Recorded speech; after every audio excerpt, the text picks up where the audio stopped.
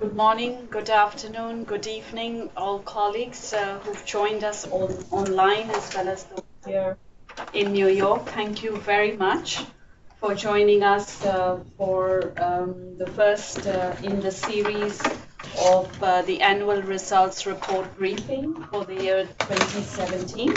Typically, we have these ARR briefings in person on the sides of our executive board annual session, and this is our first pilot test with a virtual approach, so let's give it our best shot and make this work. We did have a somewhat successful experience with the first session earlier this morning from 8 to 9 a.m. New York time on child protection, and I'm very pleased to now introduce this second segment around the ARR on humanitarian action. I understand that a few other colleagues are joining us virtually online as I speak, so maybe if it's okay, I will say a few things in the opening, and then we will have a round of introductions, and then we will hand over to Manuel and the team to walk us through a presentation. So just to say again, on behalf of UNICEF, we are very, very pleased to welcome you for this virtual meeting. For those of us who are connected in New York, I understand we have to look at the animals that are placed right on the top of the camera so that it looks like we are facing you. And so that's a nice reminder. Just to say that well, first of all, I'm Mandeep O'Brien. I should have introduced myself. I'm the Deputy Director of the Public Partnerships Division, present here with Manuel Fontaine, who is the Director of Emergency Operations Programs in UNICEF. As you know, that we have these annual results reports briefings on the sides of the Executive Board session, which with an exclusive focus on the global thematic funding pools that you have very generously as partners contributed to, and we are very, very grateful to your continued support to this important funding stream, which very nicely and importantly complements the regular resources that UNICEF gets for the delivery of the commitments and results on our strategic plan. The purpose of this series of virtual sessions is to dig deeper into the 2017 results of the global thematic funding, and we will have a threefold purpose of each of these sessions on each of the 8 global thematic funds. The first purpose will be to take stock of the results that have been achieved in 2017, which was a part of our previous strategic plan, 2014 to 2017. The second objective is to delve deeper into what the impact has been on children and their families as a result of this support, as well as considerations of equity. And the third is to take stock of the lessons learned and reflections that can help us better for the new strategic plan period from 2018 to 2021. As I mentioned that through the next 3 days, we are going to be delving into each of the 8 global thematic funds from our previous strategic plan. We just had the session on child protection. So the purpose of this session is to delve deeper into humanitarian action. It will then be followed by education today. And over the next 2 days, we are going to run through the remaining 5 thematic funding pools on health, social inclusion, nutrition, gender, and HIV/AIDS. So with that, I will quickly invite all our participants to introduce themselves. A number of you have joined via Skype, so we will not be hearing you, but we have this in instant messaging alive, and so we know real time who is with us. We have USAID Manuel, we have Daniar from the Permanent Mission of Kyrgyzstan, we have colleagues from NORAD, as well as our colleague from Netherlands. Just for colleagues who have joined us by phone, If you can introduce yourselves, please speak out and unmute your microphone while introducing yourself.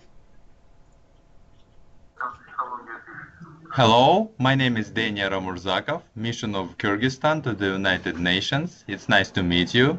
It's nice to participate at this meeting. Thank you, Daniel, and we can see you very nice and hear you nice and loud. Thank you for joining us. Next.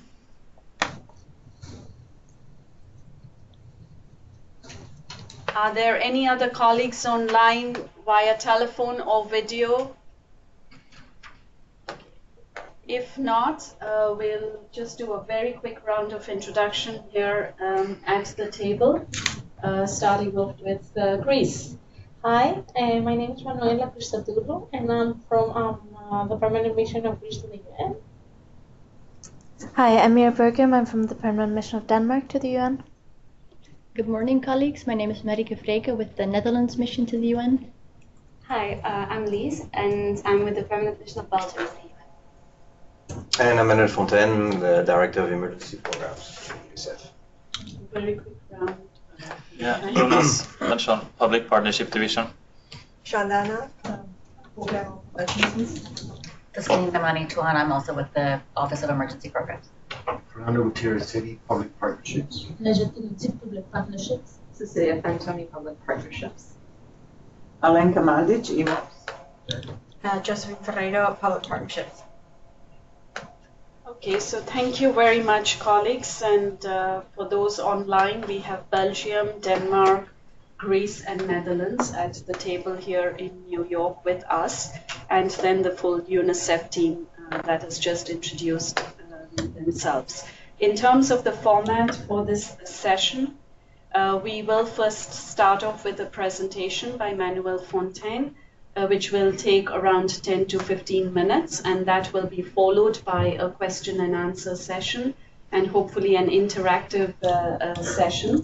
For those colleagues who are online with us, please feel free to send us your questions via instant messaging. We have a full team that is keeping track of all the questions, and we will collate them and open the floor for discussion shortly.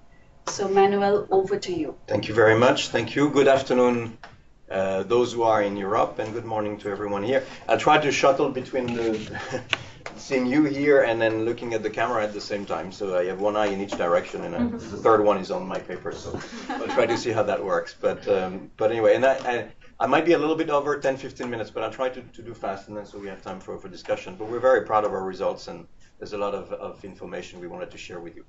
I mean, first of all, yes, you can see, I hope the colleagues who are on Skype can see the presentation. So first of all, obviously, 2017 has been a year of complexity and the multiplication of protracted conflicts, particularly in Africa and the Middle East, as you all know.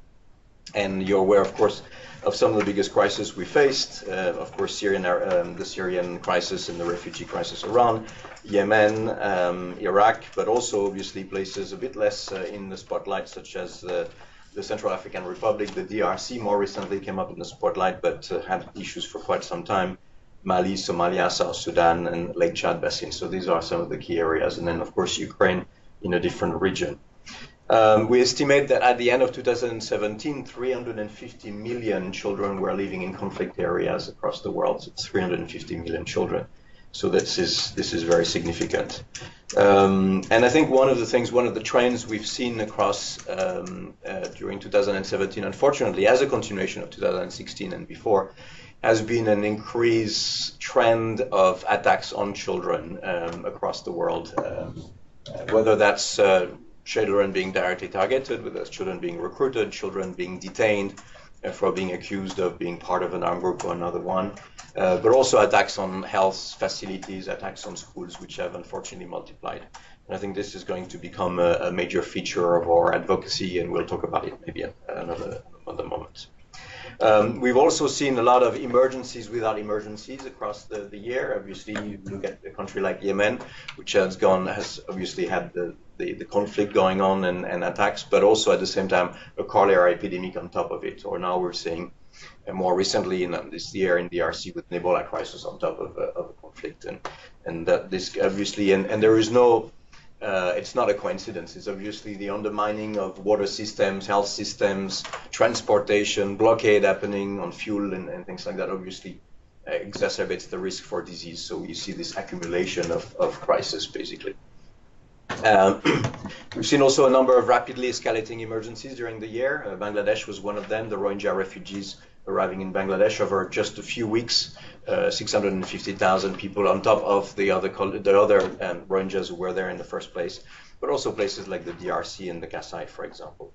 And I'll come back to that, we've also unfortunately witnessed increasing difficulties of access across the board in many areas, particularly in Yemen and Syria, as you know, but other areas as well. And also attacks on humanitarian workers, and I'll get back to that as well, which unfortunately 2017 has been one of the deadliest years and the past few years have been particularly deadly. And we've had a few natural disasters, and I think one that was very striking towards the end of the year was the hurricane season in the Caribbean and how it has affected the Caribbean islands, the two hurricanes, Irma and Maria, back to back. So now, just to look at the global response, UNICEF in 2017 has been responding to 337 exactly emergencies in 102 countries, which is about 102 countries, about 67%. It's 67% of our country offices around the world. So it means that 2/3 of our country offices around the world have responded to an emergency at some point. Now, obviously, it goes from the very large emergencies that you're aware of that I just mentioned, but also some much more localized crises such as floods and things like that happening in smaller scale and managed by country offices quite easily. We've had, during the year, we've had 7 level 3 emergencies that we dealt with and 4 level 2 emergencies, the biggest crisis, which required more corporate scale up behind them. And just to note that, as you can see from the graph here, is that 2017, both in terms of number of crises and number of countries, it's the second highest record since we started calculating, which is 2005. Last year was slightly higher, but that's in the same range. Now, if you look at results, because this is important, this is what we're here to talk about, is results. If we look at results, here you can see them on the screen, but for those who are just online, just to mention those key results, about 33 million children able to access safe water through humanitarian action. About 3 million children with treated from severe acute malnutrition, out of which is 83% of the target we had actually given ourselves. 3.5 million children accessed psychosocial support. 18 million children immunized against measles, and 8.8 million children able to access both formal or non-formal education, but some form of educational service during the crisis emergency response. 46,000 HIV positive pregnant women receiving antiretroviral therapy, and 1 million children benefiting from cash support. What I have to say also is on the 1 million, that does not include the Yemen cash program, which I know a lot of you are aware of, which reached basically 1.3 million households in Yemen, so a much larger number of children, through an IDA grants from the World Bank. So but it's not included in this. So you could see those numbers, and what you can see on the slide is the red part is basically the difference between the original target we had given ourselves, and the actual results that we've been able to achieve.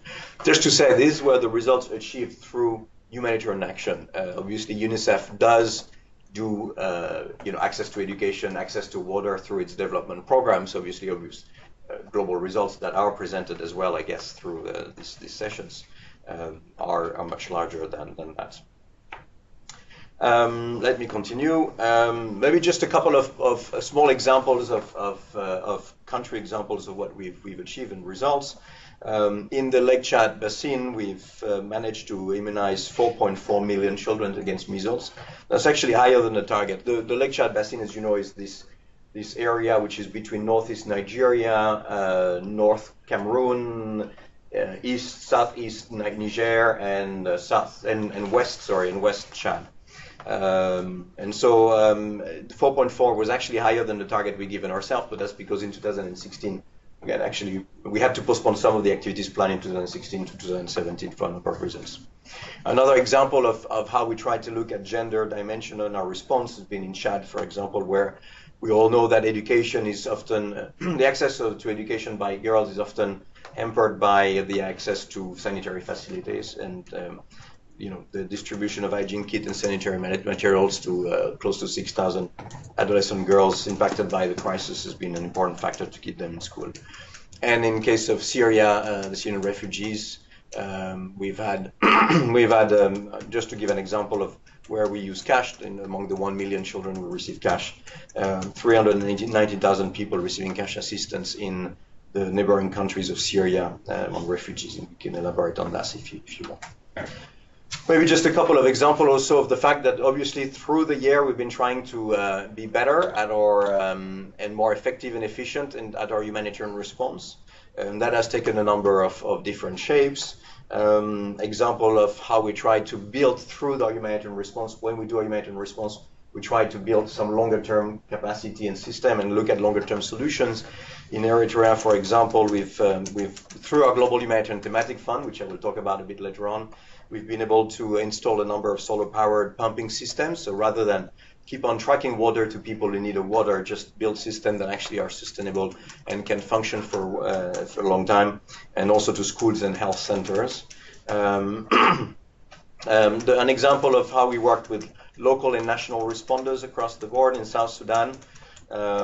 We have close to 150 civil society implementing partners in 2017, and 40% of the funds we've actually given to the civil society partners went to local and national partners, so an important role that they're playing there. I already talked to you about cash base and preparedness, which is another element of our work that we're trying to strengthen at the moment.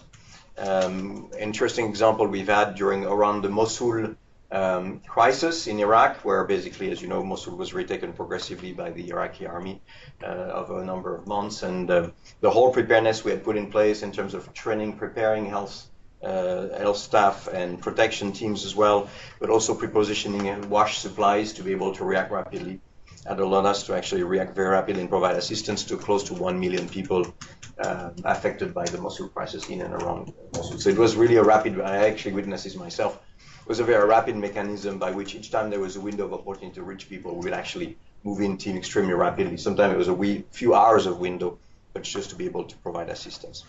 And maybe on an example on building resilience in Bangladesh, where we've looked at risks of flood and worked with children themselves on trying to assess what the risks were and develop particularly wash systems in flood-prone areas. For example, elevated schools and health facilities, elevated wash facilities, just to make sure that they were more resistant to flood. I'm not going to go into more detail, but there's also, we've worked on peace building and also on accountability to affected population. This is something, for example, that was very clear in the DRC, where we do those rapid missions as well to help population. But each time that we do that, we also have a moment where we actually talk to committees in those communities and try to understand what is the kind of assistance they need and how they need it the best and why it is the most useful. But we can elaborate on this in the discussion. Emergency deployments. In 2017, we deployed almost 600 personnel in different emergencies. These are the search deployments. These are the people we send in addition to support country officers facing emergencies, and which is a slight increase as compared to 2016. And of these deployments, 157 were actually standby partners. So the standby partners are those NGOs or the groups with which we have actually standby agreement. And on a call, we can actually ask for the deployment of some of their staff. 470s were support to all staff, and 129, almost 130 people were actually for cluster, for coordination functions. This is how we did our deployment. We also have deployed our emergency response team, and I'll talk about it a little bit more a bit later on. This is because for us, this is an important tool, the emergency response team, and it has worked quite well. Just maybe one more point, because it is important these days. is the work we've tried to do in scaling up our work on the prevention of sexual exploitation and abuse by humanitarian workers. We've scaled that up particularly strongly in 16 different countries. First across the board mandatory training. All UNICEF staff has to go through a number of trainings around the prevention of sexual exploitation and abuse, and also sexual harassment on the job among personnel. But also we've worked increasingly with partners to train partner staff as well. And also we've strengthened quite substantially our reporting procedures. Now we have a 24-hour reporting, which means that any incident of or allegation of incident of sexual exploitation and abuse has to be reported within 24 hours to headquarters, and then a whole mechanism then gets in place in terms of getting more information, investigation if required, but also support assistance to victims of sexual exploitation and abuse, which for us is an important commitment we're taking. Let's look at supplies and logistics now. In 2017, we've procured the equivalent of almost $553 million globally in 61 countries facing emergencies. So that this is where we've done emergency procurements for emergencies. So $553 million worth of it. And interesting point here, and this is the bottom of the slide here, is the biggest input basically that we've had has been around the nutrition products, so 112 million worth of nutrition products. So that's often the ready-to-use therapeutic food. That's the therapeutic milk for younger children when that's required. That's largely what we do around basically treating severe acute malnutrition in emergencies. And so you can see the key crisis where we've actually deployed or ready-to-use therapeutic food, and obviously the ones you imagine: Horn of Africa, Yemen, Syria, and around Bangladesh, Nigeria. We've also provided quite a lot, obviously, in the Sahel in general. Just that some of it comes to us, some of it comes through our partners, obviously. We often have a role of maintaining the pipeline of ready-to-use therapeutic food across the board. So this is an important commitment of UNICEF. Coordination, because it's also a big role of us. As you know, we are leading or co-leading 4 different clusters: education, WASH, nutrition, and then we're co-leading education, and then we're leading the area of responsibility of child protection under the protection cluster. In this case, we've basically led or co-led sectors or clusters in 70 countries for education, as you can see in the slide, 69 for WASH, or 64 for child protection, and 58 for nutrition. And these are the results of countries where cluster coordination mechanisms met the core commitments for children standards that we have established, which has a number of points there, and how we convene partners, the kind of terms of reference we have for those systems, performance management systems in place, and others. So these are the standards and where we are. Partnerships, because this is important too. Here, what you can see on the slide are the numbers of partners by region that we've actually worked with across the board during the humanitarian response in 2017. Total partnership 1,328, so almost a bit more than 1,300 partners or partnerships across the world, and you can see the different numbers per region. What I think is, these are civil society partners, just to say this, these are civil society partners. What I think is important to note is that nearly 63%, so almost 2/3 of those partners, civil society partners we worked with in humanitarian response in 2017, were local or national partners, were not international. And this is important, as you know, in our commitment towards more localization and working more with frontline and local and national organizations in general. Altogether, UNICEF has transferred close to $900 million of assets to civil society partners in 2017. So, and 47% of that went to national partners. So that's pretty significant. One number I'd like to mention is the work and the partnership we have with the International Federation of the Red Cross and Red Crescent Society, which is obviously a very important partner of the organization. But this year we looked at 2017 and basically where we were in terms of our partnership there. And it's interesting to note that UNICEF has actually worked with the national societies of Red Crescent or Red Cross in 117 countries. So that's very significant. And that we have involved in UNICEF programs 37,000 staff of the Federation of the Red Cross and Red Crescent Societies, and 2.4 million volunteers. So there's 2.4 million volunteers of the Red Cross movement and Red Crescent movement that have actually been taking part in the implementation of some of UNICEF work across the world. So this is a very key partnership, and one we want to strengthen and reinforce in the coming years.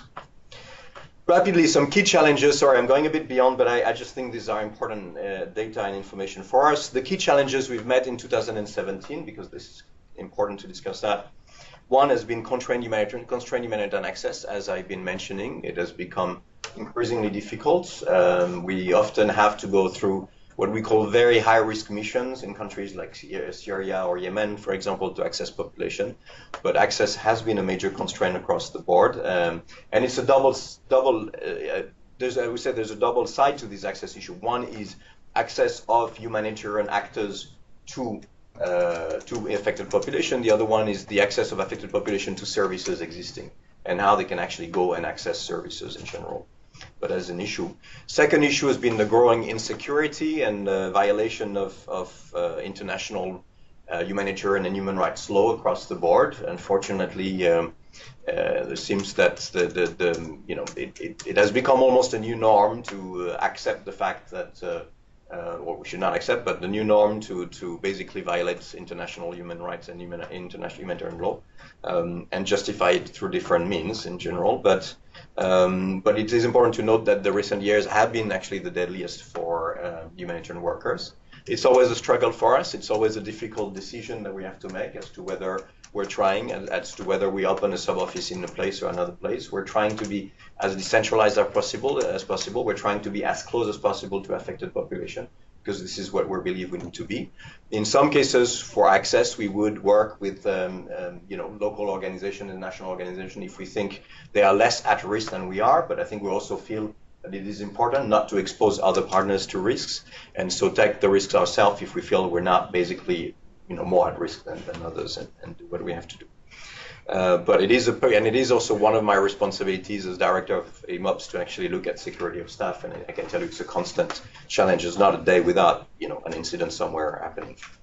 Another challenge has been the identification of human resources, and I guess it's pretty much linked to the previous challenge that unfortunately security having become more and more difficult, it is more difficult to find the right people and convince people to come. And we've actually launching now all new initiative, and we're actually going to be working with some of you and key donors on how we're trying to source the human resources of tomorrow and the next 5, 10 years, but also what kind of profile we will need for humanitarian action. Do we need to change the profile? Do we need to look at different capacities and competencies across the board? And that's going to be a very interesting discussion. And finally, one of the challenges has been the lack of flexibility of humanitarian funding, even though we do receive quite a lot of humanitarian funding, and thank you to all of those who contribute, obviously, but it hasn't gone towards being more flexible. It has actually gone towards being more constrained in many ways. And just to give you an example, out of all the funds we've received, the most flexible envelope of all, beyond the regular resources, obviously the core resources, are what we call the Global Humanitarian Thematic, which is basically a big, to which the Netherlands contributes actually very generously, so thanks for that. The share of the Global Humanitarian Thematic in the overall amount we received with humanitarian funds last year was 1.4%. So that's 1.4% was actually really flexible in terms of the resources we received for humanitarian action. So the rest has been earmarked at different levels, obviously. Resource mobilization, there it is, 81% of the funds we've received. Well, we received last year almost $2 billion for humanitarian action, 1.97, but that's almost $2 billion as of end 2017.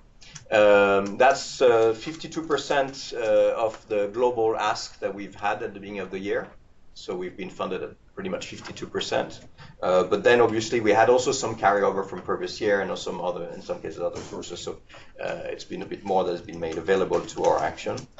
But as you can see, 81% comes from government and intergovernmental sources, 10% from the private sector, that's largely our national committees, through our national committees, 9% inter-organizational arrangements.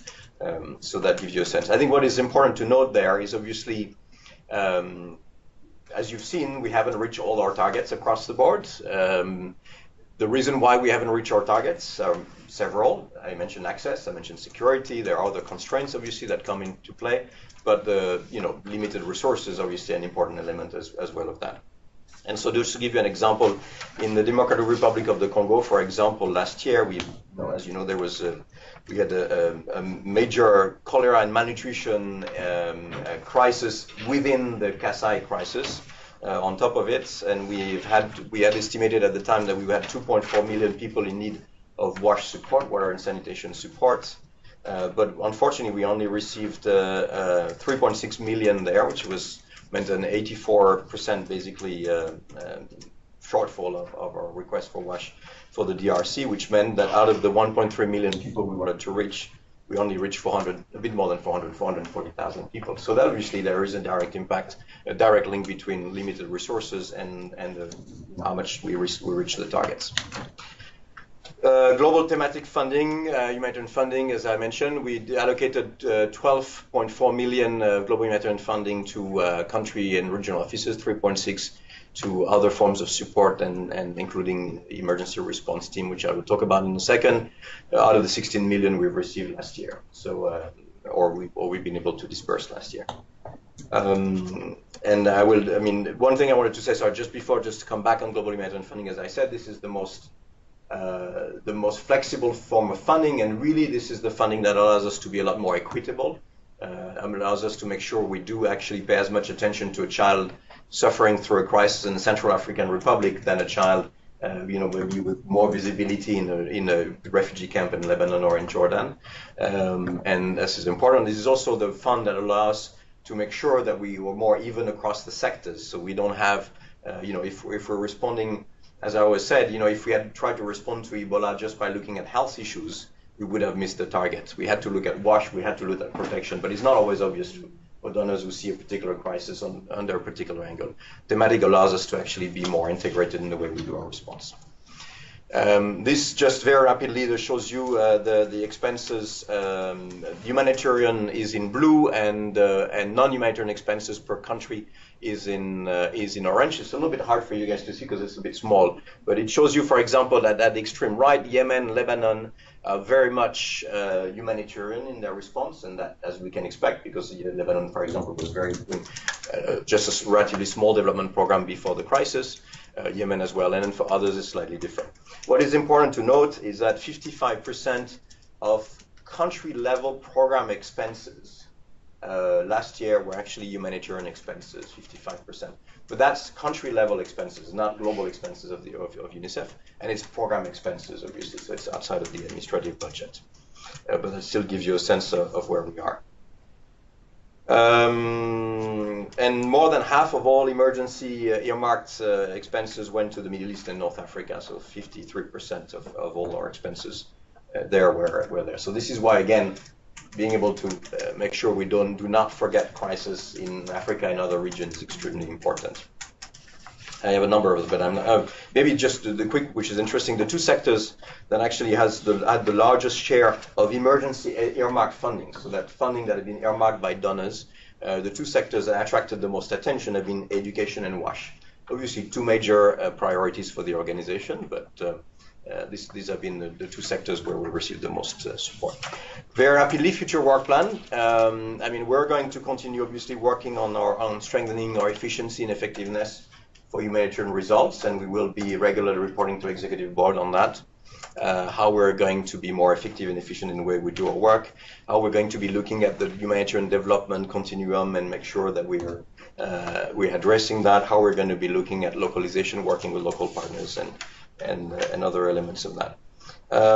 We are also going to be looking increasingly at the issues of access challenges. We're actually developing at the moment what we call an access framework, which is basically a whole framework of tools, referral mechanisms, support, for colleagues who actually are negotiating access and are trying to look at different options for access and make sure they're equipped and they know how to do it in a very systematic basis. but also support them with security. We will be looking at more at reinforcing our humanitarian advocacy, being more systematic, more organized. I mentioned to you earlier the sense of children becoming under attack, health and education facilities increasingly under attack. That requires stronger humanitarian advocacy, not only ourselves, but obviously with all of you, with member states, with all of you here and others, with other organizations as well, obviously. We will continue expanding our partnerships and surge mechanisms, including the emergency response team. This year, we're moving our emergency response team from 14 posts to 26 posts. So now we have 26 people whose role is constantly to be deployed and respond to early response to emergencies. We will continue working our operational partnerships. For this, we've actually started a new section in our IMOPS office in Geneva, which is looking at partnership with civil society actors in general, how we can become a better partner, how we can be more helpful, but also work with them on capacity building and make sure we're flexible and rapid. And obviously, with the NGOs and international federation as well and UN organizations. And obviously we'll continue emphasizing the need for flexible funding and on-your-back funding.